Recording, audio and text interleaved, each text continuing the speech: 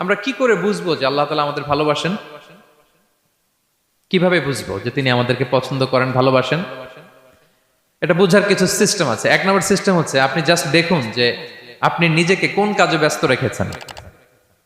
আপনি আপনাকে কোন কাজে ব্যস্ত রেখেছেন, আপনার লাইফস্টাইলের দিকে তাকান। লুক অ্যাট ইউর লাইফস্টাইল, আপনি নিজেই বুঝে যাবেন।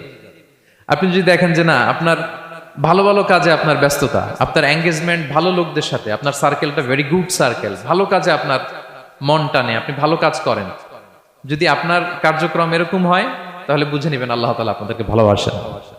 আলহামদুলিল্লাহ।